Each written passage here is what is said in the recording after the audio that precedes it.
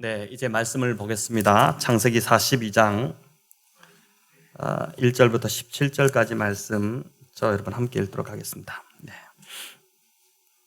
창세기 42장 1절 제가 먼저 읽습니다. 교독으로 우리 말씀을 읽어나가겠습니다.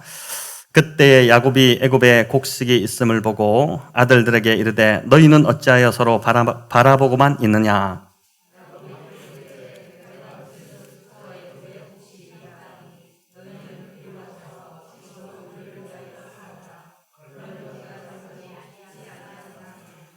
요셉의 형 10사람이 애굽에서 곡식을 사려고 내려갔으나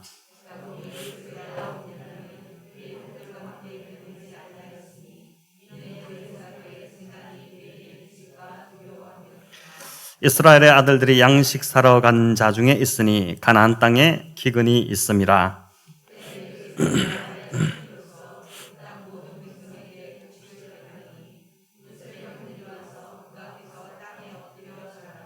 요셉이 보고 형들인 줄을 아나 모르는 체하고 엄한 소리로 그들에게 말하여 이르되 너희가 어디서 왔느냐. 그들이 이르되 곡물을 사려고 가나안에서 왔나이다.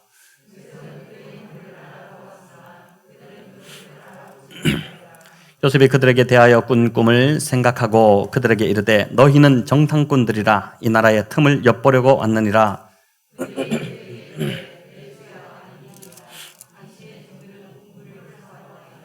우리는 다 한 사람의 아들로서 확실한 자들이니 당신의 종들은 정탐꾼이 아니니이다.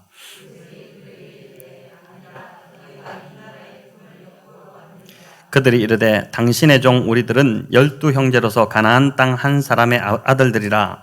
막내 아들은 오늘 아버지와 함께 있고 또 하나는 없어졌나이다.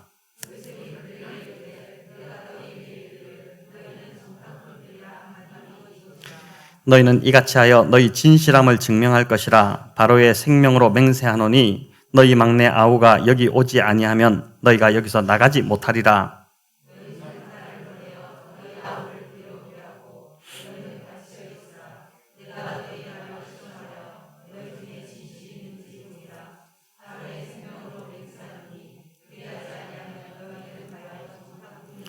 함께 읽겠습니다. 그들을 다 함께 3일을 가두었더라. 아멘. 네, 지난주가 기근의 시대를 지나는 지혜를 우리가 살펴보았다면 오늘은 관계 회복의 지혜를 창세기 42장 말씀을 통해 함께 살펴보고자 합니다. 오늘 본문은 이제 요셉과 그의 형제들이 20여 년 만에 이제 해후하는 그 장면입니다. 바로의 꿈대로 7년 대풍년 뒤에 찾아온 이 흉년은 애굽뿐만 아니라 주변 모든 나라에까지 미치는 참 대단한 기근이었습니다. 야곱의 식구들이 거주하던 가나안 땅도 예외는 아니었죠. 야곱이 애굽에 곡식이 있다는 소식을 듣고 아들들에게 곡식을 사오라고 다그칩니다. 먹을 양식이 다 떨어져 가는데도 어떻게 너희들은 아무렇지도 않은 듯이 손 놓고 서로 바라만 보고 있느냐. 그렇게 나무란 것입니다. 야곱의 나이가 이때가 이제 130세가 가까워지는 나이였습니다. 집에 먹을 것이 떨어지면 연로하신 부모님을 생각해서라도 당연히 아들들이 먼저 나서야 하는 것이 맞는데 여기 보니까 이 집안은 어떻게 된 게 나이 많은 아버지가 먼저 나서서 자식들을 보채고 있으니 이 집안이 좀 이상하게 돌아가는 것입니다. 야곱이 봐도 아들들이 이상하게 서로 눈치만 보고 있고 움직이지 않는 것이 이제 보였던 것입니다. 자, 왜 그랬을까요? 양식을 구하러 가야 할 곳이 바로 애굽이었기 때문입니다. 세월이 많이 흘렀지만 이 형제들에게 애굽은 여전히 불편한 곳이었습니다. 불편한 기억이었죠. 애굽은 이 요셉을 노예로 팔아먹은 곳이었습니다. 동생을 노예로 팔아먹은 그 죄책감이 이 형들이 세월이 지나도 여전히 남아 있었던 것입니다. 애굽 소리만 들어도 자다가 잠이 깰 정도였을 것입니다. 그러니 형제들 안에 암묵적으로 애굽이라는 단어는 그 집안에 사용하지 않는 금기어로 이렇게 되어 있었던 것이죠. 그래서 양식이 다 떨어져가는 상황이었음에도 누구 하나 먼저 애굽으로 가서 양식을 사러 가자 이렇게 말을 꺼내지 못하고 서로 형제들이 지금 눈치만 보고 있는 그런 상황인 것입니다. 자, 아버지의 재촉으로 10형제가 애굽으로 향했지만 형들의 마음이 편했겠습니까? 불편했겠죠. 애굽이 가까울수록 그들은 그 옛날에 그들이 저질렀던 그 죄가 다 점점 떠올라서 참 조마조마하고 괴로웠을 것입니다. 자, 이제 5절을 우리가 한번 같이 읽어보겠습니다. 이스라엘의 아들들이 양식을 사러 간 중에 있으니 가나안 땅에 기근이 있습니다. 아멘. 여기 가나안 땅에 기근이 있었다 이렇게 하는데, 하나님이 약속으로 주신 땅이라고 해서 기근이 없지 않다는 것입니다. 믿음의 사람이라고 해서 기근이 피해가는 것이 아니라는 것이죠. 아브라함은 하나님의 부르심을 따라서 하나님 말씀에 순종해서 약속을 믿고 갈대아 우르를 떠났습니다. 그러고 나서 가나안 땅, 긴 여정을 여행해서 가나안 땅에 도착했는데, 그 땅에 도착해보니 아브라함을 기다린 것은 뭐였습니까? 극심한 기근이었습니다. 아브라함이 그 기근 때문에 가나안에 머물 수 없어서 애굽으로 내려가야 할 정도의 한참 극심한 기근이었던 것이죠. 믿음의 사람 이삭도 마찬가지였습니다. 이삭이 평생을 참 이 기근 없이 살았느냐? 아니죠.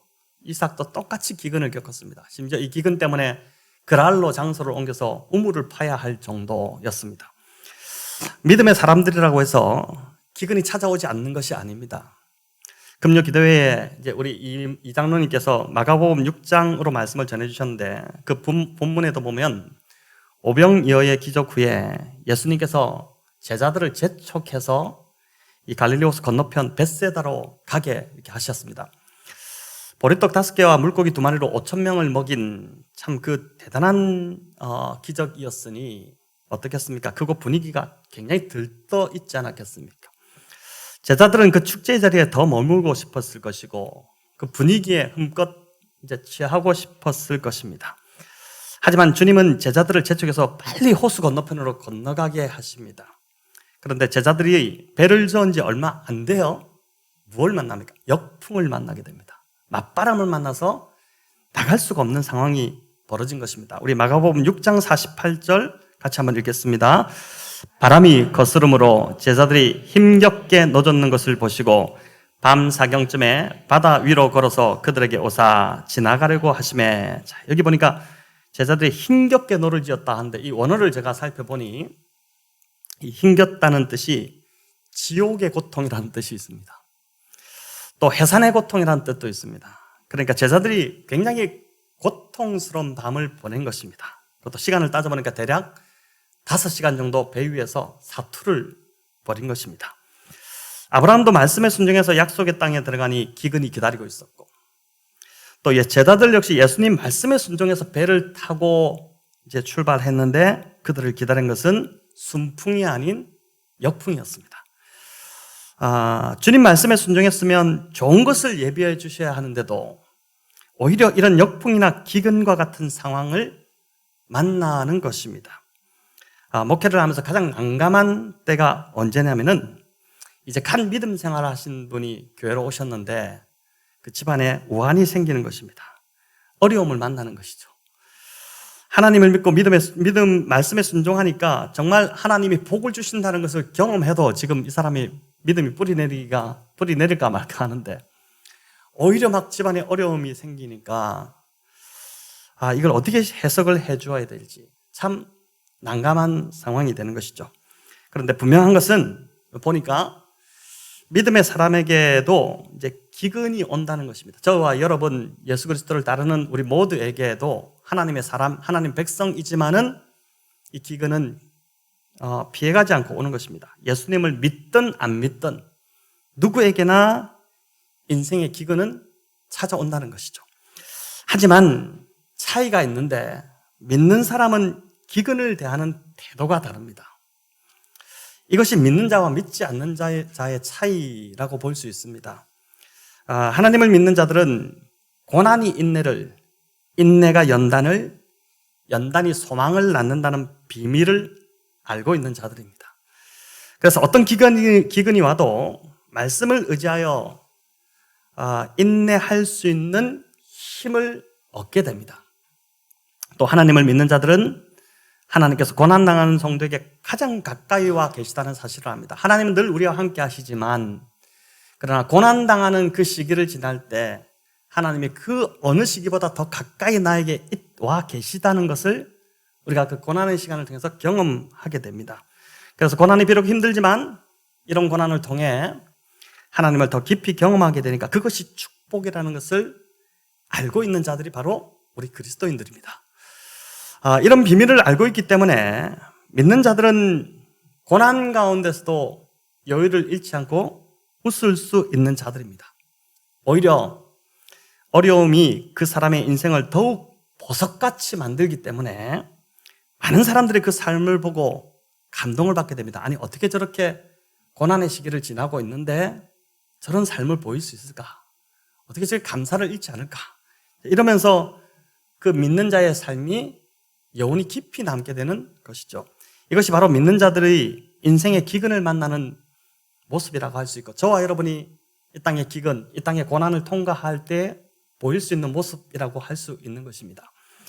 5절을 다시 보시면 여기 보니까 이스라엘의 아들들이 양식 사러 간 중에 있으니 가나안 땅에 기근이 있습니다. 이렇게 하는데 여기 이스라엘의 아들들이 양식 사러 간 중에 있으니라고 합니다.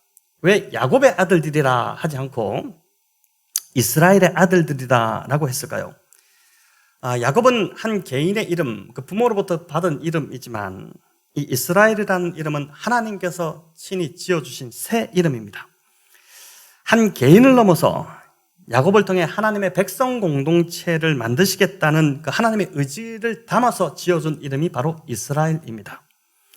자, 그렇기 때문에 지금 이 아들들이 애굽으로 내려가는 길, 야곱의 아들들이 아니라 이스라엘의 아들들로 이 애굽의 길을 내려가는 이 길은 그저 한 가정이 양식이 없어서 양식 구하러 가는 길이 아니라 하나님의 역사를 이루기 위해서 내려가는 길이라는 뜻입니다.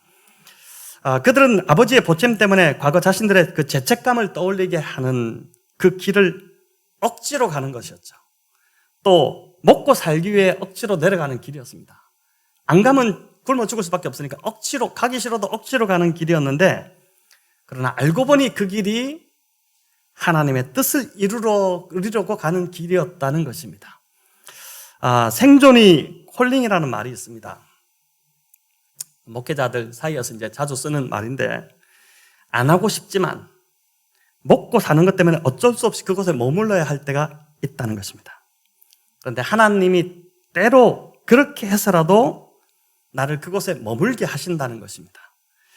나는 싫지만, 나는 이곳이 참 진저리가 나지만 그곳이 바로 내가 있어야 할 하나님의 부르심의 자리이기 때문에 하나님 그렇게 묶어두신 것이죠. 하나님은 그렇게 해서라도 그곳에서 나를 통해 하나님의 뜻을 이루어 가시고자 하는 것입니다. 그러니 얼마나 이게 참 감사한 일입니까? 우리는 어쩔 수 없이 하는 것임에도 하나님은 그 생존이라는 문제로 우리의 코를 걸어서 그렇게라도 하나님의 뜻을 이루어 가시니 그 감사한 것이죠. 중요한 건 내가 가는, 저와 여러분이 가는 이 인생길이 그저 먹고 사는 문제만 해결하기 위해서 가는 길이 아니라 그것을 넘어서 하나님의 뜻을 이루는 길이 되도록 해야 할 것입니다. 지금도 뭐 하나님은 그렇게 하고 계실 것입니다. 우리는 그저 내 이거 먹는 것 때문에 어쩔 수 없이 내 사는 문제 때문에 이 길을 가는데 그 길을 통해서 하나님의 뜻을 이루어 가시는 것이죠. 저와 여러분이 하고 있는 이 생업을 통해서 하나님의 뜻이 이루어지고 또 하나님의 역사가 이루어지는 은혜를 부어주시기를 축원합니다. 이제 6절은 요셉과 형들의 극적인 해우가 일어나는 장면입니다. 오늘 본문을 통해서 다뤄야 될 주제라고 할 수 있는데, 곡식을 사러 간 형들이 요셉 앞에 땅에 엎드려 절했다 이렇게 하죠. 요셉은 지금 형들을 알아보고 있지만 형들은 요셉을 전혀 알아보지 못했습니다. 세월이 적어도 지금 한 22년이 흐른 시점입니다. 17살 때 애굽의 노예로 팔려왔고 지금 30살에 속리가 되었죠. 그러니까 17살에 팔려갈 때 그 나이에서 이제 30살에 총리가 되기까지 13년이라는 기간이 지났습니다. 그러고 나서 7년 대풍년이 지나갔습니다. 그러니까 그렇게 따지면은 근 20년이 넘은 것입니다. 그런데다가 지금 흉년이 찾아왔는데 요셉 앞에 형들이 찾아온 시점이 흉년 첫 해라기보다는 첫 해는 그냥 먹을 것 갖고 버텼겠지만은 둘째 해 되니까 먹을 것이 이제 떨어지니까 어쩔 수 없이 내려왔는데 그러니까 그렇게 본다면 한 22년이 지난 시점이 아니었을까 그렇게 봅니다. 요셉은 거의 40에 가까워지고 있습니다. 또 애굽의 스타일의 머리와 총리의 복장을 하고 있습니다. 17살에 헤어진 동생, 그 17살의 소년의 모습은 온데간데 없고 이제 중년의 모습으로 자리를 딱 잡고 있으니까 어떻게 알아봤겠습니까? 자신에게 절하는 형들을 보며 요셉이 참 만감이 교차하지 않았을까 싶습니다. 자, 이제 여러분이 요셉이라면 어떻게 이 상황에서 하실까요? 형들에게 보복하시겠습니까? 잘 걸렸다. 내가 이 날을 기다렸다. 이렇게 하시면 보복하시겠습니까? 아니면 불쌍히 여기며 용서하고 받아들이겠습니까? 우리 9절을 한번 같이 읽어보겠습니다. 요셉이 그들에게 대하여 꾼 꿈을 생각하고 그들에게 이르되 너희는 정탐꾼들이라 이 나라의 틈을 엿보려고 왔느니라. 아멘. 자, 요셉이라고 그렇게 막 무조건 다 용서하고 막 분한 마음이 없고 이렇지도 않았겠죠. 그도 인간이기 때문에. 근데 요셉이 이 상황에서 가장 먼저 뭐라고 합니까? 자신이 꾼 꿈을 생각했다고 합니다. 자기를 팔았던 형들에 대한 분노와 보복의 감정, 또 지나온 세월에 대한 생각해보니까 막 소름이 북받쳐 올랐을 수도 있을 것인데 요셉은 그 순간에 22년 전에 형들에 대해 꾼 꿈을 먼저 생각해냅니다. 여러분 참 이게 요셉의 다름이 여기에 있다고 봅니다. 그 꿈은 밭에서 형들과 곡식단을 묶는 꿈이었습니다. 우리가 앞에서 살펴보았지만 요셉의 곡식단이 일어서고 그 주위에 형들의 곡식단이 쫙 둘러서서 요셉의 곡식단에 절하는 꿈이었죠. 이 꿈대로 형들이 지금 곡식을 얻기 위해 요셉 앞에 엎드려 절하고 있는 것입니다. 꿈이 그대로 실현되고 있는 것이죠. 결정적인 순간에 요셉은 분노와 서름이 아닌 하나님이 주셨던 꿈을 생각해냈습니다. 지금 이 상황이 하나님이 주신 꿈대로 되어가고 있다는 걸 그가 지금 그 자리에서 깨닫고 있는 것입니다. 꿈대로 되어가는 것이나 이게 자신이 형들에게 절을 받고 있는 것은 자신이 잘나서가 아니라 형들과 가족들을 이 기근의 상황을 지금 요셉이 너무 잘 알고 있기 때문에 이걸 전체 총지휘하는 자이기 때문에 이 기근으로부터 우리 가족들을 구원하시기 위해서 나를 먼저 애굽으로 보내셨고 그 고생을 시키셔서 준비시키셔서 총리의 자리에 오르게 하셨다. 이게 하나님의 구원 계획이었구나. 이게 그 자리에서 형들을 보는 순간 그 꿈이 기억나면서 깨달아지기 시작한 것입니다.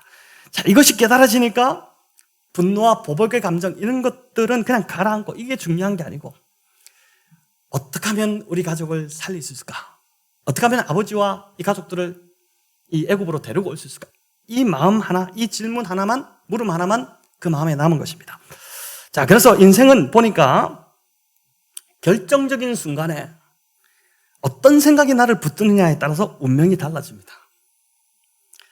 요셉은 과거의 분노와 원망의 감정이 아닌 하나님의 꿈을 먼저 생각했습니다. 지난주에도 말씀드렸듯이 구약에서는 주로 하나님께서 자신의 뜻을 꿈으로 나타내셨습니다. 그러나 지금 이 신약, 우리가 살고 있는 이 시대는 성경이 완성되었기 때문에 이 요셉의 꿈은 오늘날로 친다면 하나님의 말씀이라고 볼 수 있습니다. 말씀으로 우리에게 계시하시죠. 그래서 저와 여러분이 결정적인 순간에 그 무엇보다도 다른 것이 아니라 하나님의 말씀이 생각이 나야 됩니다. 말씀이 떠오르면 그 말씀으로 인해 지나온 삶이 조명이 되면서 고난이 이해가 되기 시작합니다. 내가 힘들었던 것도 다 이유가 있었구나. 지금 말씀으로 내 삶이 해석이 되기 시작하니까 그때부터는 어떻게 됩니까? 이유가 있었구나. 이 고난이 나에게 필요한 고난이었구나. 나를 그렇게 힘들게 했던 그 사람도 보니까 나를 연단시키기 위한 하나님의 준비 계획이었구나. 이렇게 하나님의 인도하심이 깨달아지기 시작하면 어떻게 됩니까? 여러분, 그때부터 사람에 대한 원망, 그냥 눅 녹듯이 녹아집니다. 사라집니다. 아무렇지도 않게 됩니다. 그 사람을 대하는 원망이 사라집니다. 그래서 제가 보니까 우리는 어쨌든 간에 하나님의 말씀만이 남아야 됩니다. 하나님 말씀만이 이런 극적인 순간에 말씀이 우리의 삶을 해석해 줘야 되고 그렇게 될 때 그 삶이 정리가 되게 하고 삶이 추락하지 아니하고 다시 살아나게 되는 것입니다. 요셉이 하나님 말씀으로 자신이 걸어왔던 삶이 깨달아지자 오늘 본문에 보니까 그때부터 형들에 대한 미움이나 원망 이게 아니라 이제 가족들을 어떻게 살릴지 이렇게 하면서 그가 생각한 것이 뭐냐면은 형들을 정탐꾼으로 몰아가기 시작한 것입니다. 이게 웃기지 않습니까? 왜 가족을 살린다 놓고 이 형들을 스파이로 지금 몰아가는 것일까요? 요셉이 정말 알고 싶었던 것이 있었습니다. 형들을 보는 순간 정말 알고 싶었던 것이 있었는데 그게 뭐냐면 이 형들이 정말 변했을까? 11절에 여러분 보시면은 성경을 보시면 이 형들이 요셉에게 뭐라고 하냐면 우리는 확실한 자들입니다. 이렇게 하거든요. 그러니까 이 확실한 자들이다. 이 말은 우리 믿어보십시오. 저 확실합니다. 이런 뜻이죠. 우리는 믿을 만한 사람입니다. 이런 뜻입니다. 그런데 요셉이 알고 있던 형들은 결코 믿을 만한 사람이 아니었죠. 완전 뒤통수를 맞았지 않습니까? 형이라고 이제 달려갔는데 옷 벗기고 그냥 구덩이에 집어 던졌으니까 얼마나 그 배신감이 컸겠습니까? 그리고 그뿐만 아니죠. 구덩이에 요셉을 던져놓고 그 옆에서 음식을 먹던 참 무자비한 형들이었습니다. 그러니 형들이 앞에 나타났을 때 그 옛날에 그 두려움이 막 올라와서 트라우마가 일어나기도 했을 것이고 또 형들을 보면서 도대체 변했을까? 이런 생각이 왜 들지 않았겠습니까? 형들에게 과연 20년이 지난 이 시점에 진실이 있는가? 이게 요셉이 가장 지금 궁금한 상황이 된 것입니다. 요셉은 당장이라도 그 자리에서 자신이 애굽의 총리가 되었음을 밝히고 내가 요셉입니다. 그리고 내려가서 막 형들을 껴안고 울고 그렇게 했을 수도 있겠지만 그래서 그들의 어려움을 충분히 해결해 줄 수 있었겠죠. 그러나 그런 물질적 도움이 형들의 그 배고픔과 육신적 어려움은 해결해 줄지 몰라도 그 추악했던 삶은 결코 변화시키지 못한다는 것을 요셉이 알고 있는 것입니다. 그러니까 지금 섣불리 요셉이 자신이 총리라는 것을 밝히지 못하는 것이죠. 그래서 요셉은 먼저 형들이 어떤 자인지 또 과연 진짜 변했는지를 테스트해보고 싶었던 것입니다. 사람은 보통 그렇잖아요. 어려운 상황에 처하면 본래의 모습이 나오기 마련입니다. 평소에 다 괜찮아 보입니다. 오늘 주일 예배 오셨는데 얼마나 다 괜찮아 보이시는지 다 나이스해 보이십니다. 그러나 저를 포함해서 우리 모두는 정말 급박한 상황이 되면 본 모습이 드러나게 됩니다. 그래서 진짜 그 사람을 보려면 위기 속에서 그 사람이 어떤 자세를 취하는, 어떤 태도를 취하는가를 봐라고 하지 않습니까? 당시 정탐꾼으로 몰린다는 것, 이건 목숨을 내어놓아야 하는 일이었습니다.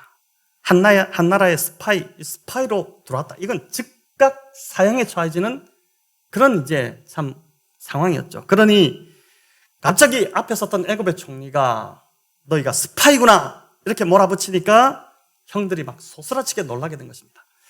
자, 곡식을 사러 애굽에 내려왔다가 갑자기 정탐꾼으로 몰리니 이들이 지금 시키지 않은 가족 내력을 그냥 술술 다 말하기 시작했습니다. 우리 13절 같이 읽어보겠습니다. 그들이 이르되 당신의 종 우리들은 12형제로서 가나안 땅 한 사람의 아들들이라. 막내 아들은 오늘 아버지와 함께 있고 또 하나는 없어졌나이다. 묻지도 않았죠. 근데 먼저 이들이 막 두려운 나머지 자신의 진실을 밝히기 위해서 막 말을 있는 그대로 이야기하는데 형제들이 12인데 막내는 지금 아버지와 있다. 근데 하나는 없어졌다 이렇게 합니다. 그 없어진 자가 바로 자신들 앞에 있는 그 요셉인데 그 알지 못하니까 차마 자기들이 그를 팔아먹었다, 해코지했다 이렇게 말은 못하고 없어졌다 이렇게 한 것이죠. 요셉이 이 말을 듣고 참 안심을 했겠죠. 얼마나 궁금했겠습니까? 아버지가 살아 계시다는 것, 또 자신의 친동생 베냐민도 살아있다는 것, 그걸 들으면서 마음이 놓인 것입니다. 요셉은 이제 자신을 해친 이 형들, 이 무자비한 형들이 충분히 자기 동생 베냐민도 해칠 수 있었을 거다 이렇게 생각을 하지 않았겠습니까? 자, 이 말을 이제 듣고 요셉이 가족들을 전부 구원할 방법을 이제 내게 되는데 막내 베냐민을 데리고 오라고 한 것입니다. 왜 막내 베냐민을 데리고 오라 했을까? 여러분, 막내를 데리고 오면 아버지는 지금 요셉을 잃고 베냐민밖에 없습니다. 베냐민이 오면 아버지도 올 수밖에 없고 아버지가 오면 자동적으로 가족들이 다 따라 내려올 수밖에 없습니다. 그러니까 지금 어쨌든 간에 이 기근을 이기려면 애굽으로 내려올 수밖에 없는데 가족들을 다 데리고 올 수 있는 좋은 방법이 막내 베냐민을 데리고 오라는 것이죠. 그러면서 막내를 데려와서 진실을 증명하지 못하면 너 막내 있다며? 그러면 이거 안 들어가면 너는 정탐꾼 맞다. 이렇게 지금 몰아붙이고 그런 후에 보니까 형들을 사흘간 가두었다고 합니다. 자, 여러분, 제가 어제 이 본문을 묵상하면서 참 이해가 되지 않았습니다. 요셉이 왜 이렇게 할까? 여러분, 이 본문을 좀 그냥 읽으셨나요? 그냥 뭐 별 문제 없네. 그냥 읽으셨나요? 저는 이 본문을 보면서, 아니, 지금 7년 기근이 계속된다는 것을 요셉이 가장 잘 알고 있습니다. 이 기근에서 살아남으려면 아버지와 가족들이 자신이 있는 애굽으로 와야 하는 걸 잘 알고 있죠. 그렇다면은 형들을 이렇게 사흘간 가둘 것이 아니라 빨리 양식을 줘서 보내고, 그 자리에서 바로 밝히기 그러면은 군사들을 미행을 붙여서 따라 보내면 됩니다. 아버지가 어디 사시는지 알고 거기서 이제 데리고 오면 되는 거죠. 다 모시고 오면 그냥 다 되는데 왜 이렇게 요셉은 사흘을 가두고 이렇게 할까? 왜 요셉은 이렇게 시간을 가지는 것일까? 이게 참 풀리지 않는 궁금증이었습니다. 또 뒤에 보면 형제 중에 시므온을 볼모로 붙잡아두고 나머지 형제들은 양식을 뚝 챙겨가지고 집으로 돌려보내게 합니다. 근데 돌아가는 길에 어떻게 됩니까? 양식 자루에서 돈 뭉치가 나오게 되죠. 그러니까 이 돈을 그들이 양식 사려고 가져왔던 그 돈을 다 자루에 다 도로 넣어서 보냈거든요. 모르게. 근데 그 돈이 나오니까 형들이 이 돈을 보고 막 혼비백산하게 되지 않습니까? 자, 왜 이렇게 복잡하게 일을 처리했을까? 그냥 자신이 직접 마차를 타고 가서 아버지를 모시고 오면 더 빠르지 않았을까? 더 쉽게 될 건데. 애굽의 총리가 된 건 얼마나 자랑하고 싶었겠습니까? 아들이 잘 되면은 가장 먼저 누구에게 자랑하고 싶습니까? 부모님께 자랑하고 싶죠. 저 이렇게 잘 됐습니다. 이게 얼마나 자랑하고 싶겠습니까? 또 형들에게도 보란듯이 내가 애굽의 총리가 됐다. 이제 우리 다 살 수 있다. 이렇게 이제 하고 가족을 데려오면 될 텐데 요셉이 왜 이렇게 복잡하게 일을 지금 처리하는 것일까? 여러분 왜 그럴까요? 제가 깨닫게 된 것은 만약 요셉이 자신이 총리인 것을 바로 밝혔다면 그 형들의 입장이 어떠했을까? 이게 좀 생각이 되기 시작했습니다. 물론 동생 덕으로 애굽에 내려와 떵떵거리며 호의호식했겠지만 그들은 죽을 때까지 아버지와 동생 얼굴을 보지 못했을 것입니다. 물질적으로는 풍요를 누렸겠지만 동생에게 했던 그 참 추악한 그 일로 인해서 그 죄책감에 절대 행복한 삶을 살지 못했을 것입니다. 안 그렇겠습니까? 요셉은 하나님이 주신 꿈의 의미를 제대로 깨달은 자였습니다. 하나님이 자신을 애굽으로 먼저 보내시고 총리 삼으신 이유는 가족들을 살리라는 부르심이었습니다. 그것은 그저 물질적으로 잘 먹고 잘 사는 삶이 아니라 하나님이 부르신 그 백성다운 모습으로 이 백성이 살아갈 수 있도록 그 형제들이 살아갈 수 있도록 하는 것이었습니다. 이스라엘이라는 이 민족을 통해 아브라함에게 주셨던 비전이지 않습니까? 열방이 하나님을 알고 그 하나님의 복을 받아서 행복한 삶을 살도록 하는 것이 그게 하나님의 뜻이었고 이게 바로 요셉 그 애굽의 집안 그 야곱의 집안 요셉의 형제들을 부르신 부르심이었는데 그 통로가 될 12형제들이 평생 죄책감에 시달린다면 우리도 그렇지 않습니까? 내가 행복해야지 또 다른 사람에게 행복 바이러스를 전할 수 있는데 내가 늘 죄책감에 시달리는데 어떻게 다른 사람에게 복음을 전하고 하겠습니까? 영적으로 그들이 물질적으로는 잘 살아도 영적으로 잘 살 수 없다는 것을 요셉이 간파한 것이었습니다. 그래서 이런 복잡한 과정을 통해 형들이 자신들의 과거를 돌아보게 한 것입니다.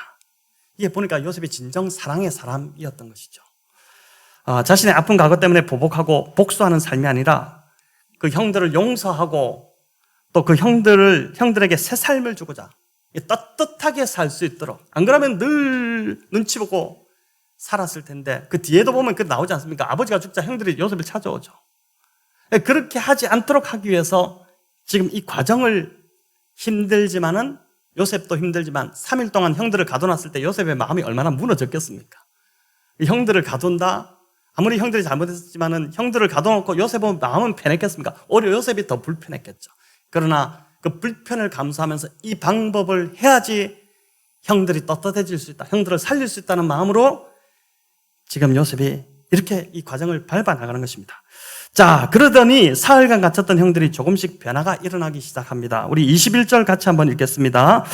그들이 서로 말하되 우리가 아우의 일로 말미암아 범죄하였도다.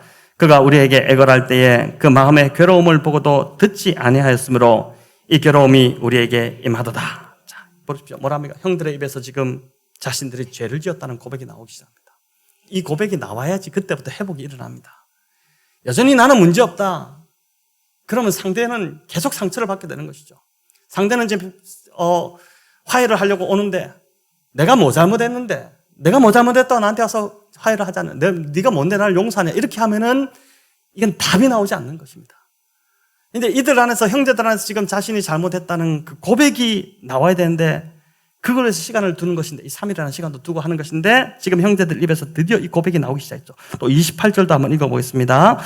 그가 그 형제에게 말하되 내 돈을 도로 넣었도다. 보라, 자루 속에 있도다.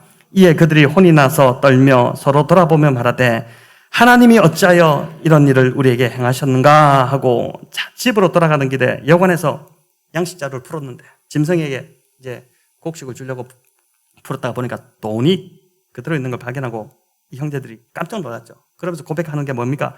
여기 보니까 하나님의 이름을 찾지도 않던, 부르지도 않던 형들이 드디어 하나님의 이름을 그 입에 올리기 시작하는 변화가 일어나기 시작한 것입니다.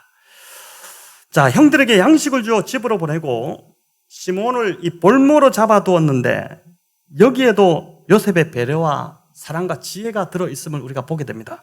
여러분, 하필 10명의 형제 중에서 왜 하필 시몬을 볼모로 붙잡았을까요?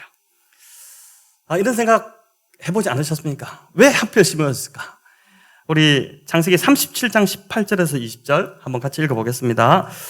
요셉이 그들에게 가까이 오기 전에 그들이 요셉을 멀리서 보고 죽이기를 꾀하여 서로 이르되 꿈꾸는 자가 오는도다. 자, 그를 죽여 한 구덩이에 던지고 우리가 말하기를 악한 짐승이 그를 잡아먹었다 하자. 그의 꿈이 어떻게 되는지를 우리가 볼 것이니라 하는지라. 자, 22년 전에 요셉이 형들을 만나러 올 때 너무 반가워서 형 이러면서 루벤 형 이렇게 하고 막 형들의 이름을 부르면서 막 뛰어오는데 여기서는 뭐라고 합니까? 구덩이에 잡아서 구덩이에 죽이고 구덩이에 집어 던지자, 이 말을 하고 있었던 것입니다. 여러분, 누가 이 말을 했을까요? 형제 중에서 이 말을 누군가가 했잖아요. 누가 했을까요? 아마도 시몬이었을 것입니다.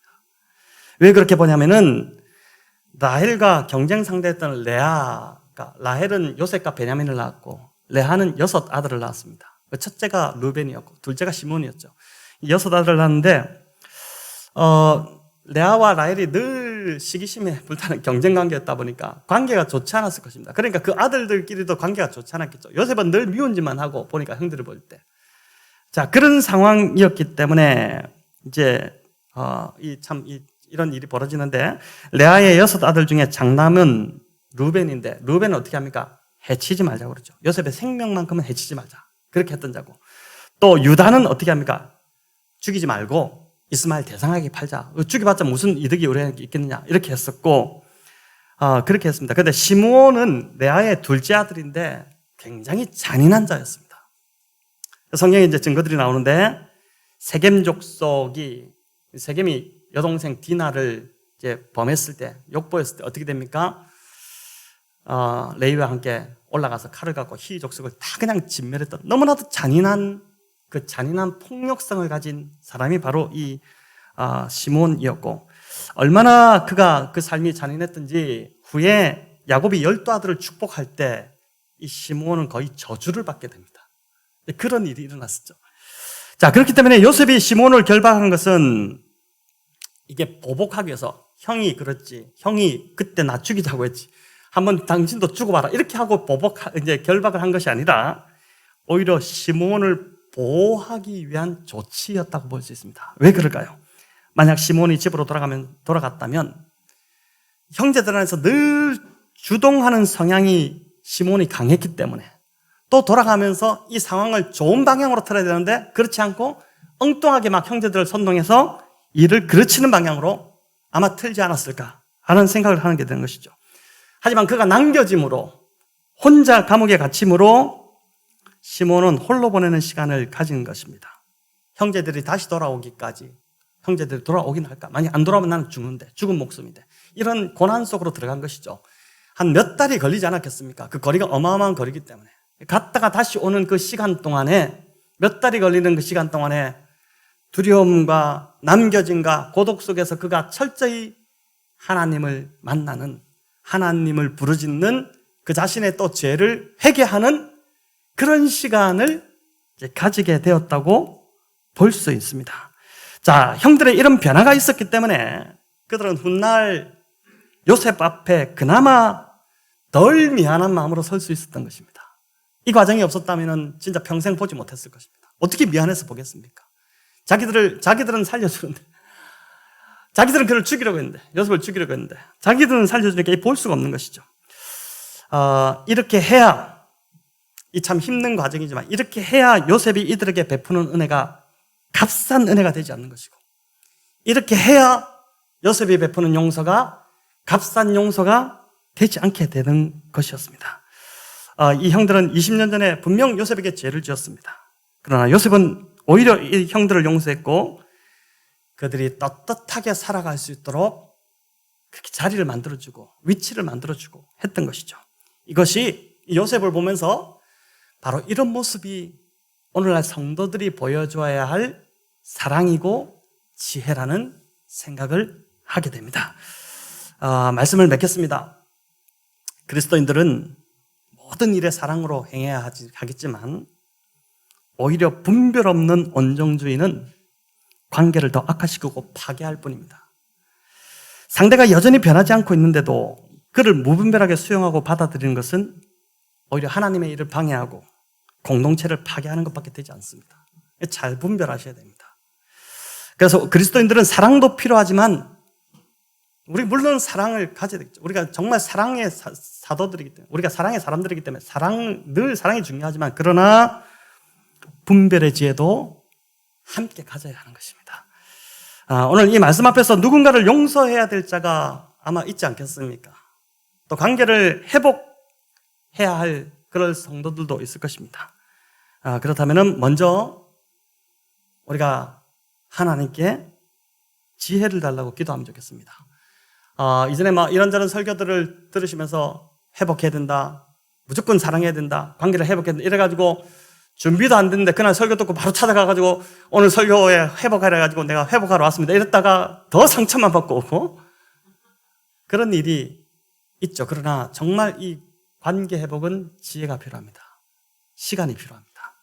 함부로 다가가서는 안 되고 또 섣부르고 조급하게 관계를 회복하려다가 오히려 망치는 경우가 있습니다. 그래서 시간을 두고 하나님 앞에서 지혜를 구하면서 무엇보다 내 자신은 문제가 없었는지 충분히 나를 돌아보고 회개하는 시간을 가진 후에 온전한 회복이 일어나도록, 이게 오늘 요셉이 우리에게 보여주는 관계 회복의 지혜라고 할 수 있습니다. 관계가 회복되면 우리 삶이 굉장히 풍성해집니다. 왜냐하면 우리는 관계의 존재로 지어졌기 때문에 하나님이, 우리가 지난주 새가족반에서도 처음 다룬 주제가 태초에 관계가 있었다, 이 주제를 다뤘는데 이 삼위 하나님의 관계의 하나님이시죠. 우리가 하나님의 형상을 닮았다는 것은 결국 우리가 관계적 존재로 지음받았다는 것입니다. 그래서 우리가 관계가 단절되지 않고 막히지 않을 때 우리의 삶에 진짜 풍요로운 그 어떤 삶의 풍성함이 있거든요. 근데 관계가 단절되면, 하나님과의 관계, 인간과의 관계가 단절되면 그때부터 괴로움이 오는 것입니다. 통하지 않으니까 고통이 오는 것이죠. 그래서 이 참 풍성함, 이 관계 속에 있는데 오늘 이 말씀을 통해서 내가 회복해야 될 사람이, 나의 관계는 어떠한가 돌아보시고 하나님께 지혜를 구하시고 시간을 두고 그 관계를 회복함으로 하나님이 우리에게 주신 그 관계의 풍성함을 누리시는 저와 여러분 다 되시기를 우리 주님의 이름으로 축원합니다.